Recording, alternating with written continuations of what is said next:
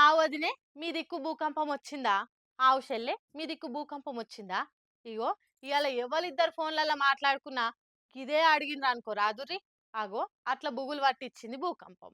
ఎన్నడూ లేనిది మన తాన భూకంపం వచ్చుడు జూస్తుంటే ప్రకృతి వార్నింగ్ బెల్స్ మోగిస్తుందా అనే అనుమానం వస్తుంది.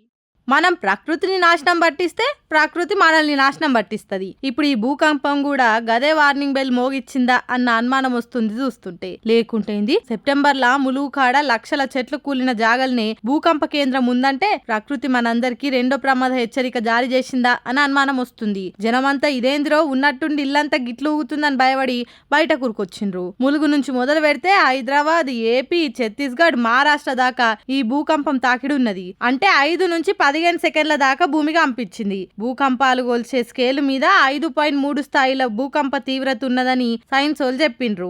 అయితే మనది డెక్కన్ పీఠభూమి ప్రాంతం. అందులో హైదరాబాద్ నో సెస్మిక్ జోన్లు ఉన్నది. అంటే భూకంపాలు తక్కువ వచ్చే జాగలున్నది. అసోంటిది మన కాడ భూకంపం వచ్చుడే ఇచ్చంత్రం అనిపిస్తుంది. మొన్న ములుగు కాడ లక్షల చెట్లు పడిపోయినాయి. ఇప్పుడు అదే కేంద్రంగా భూకంపం వచ్చుడు చూస్తుంటే ప్రకృతి ప్రకోపానికి సంకేతాలే ఇవి అని ప్రకృతి ప్రేమికులు అంటుర్రు. గోదావరి బెల్ట్ లో బొగ్గు విపరీతంగా తవ్వుడు, గుట్టలు వలగొట్టి మైనింగులు చేసుడు కూడా కారణమై ఉండొచ్చు అని అంటుర్రు. ఎంతసేపు అందరికి భూమిని చెరబెట్టి కొండలు దవ్వి పైసలు సంపాదించాలన్న సోయి గాని ప్రకృతిని కాపాడాలన్న సోయి ఎవరికున్నదని బుగులు పడుతుండ్రు పర్యావరణాన్ని ప్రేమించేటోళ్ళు.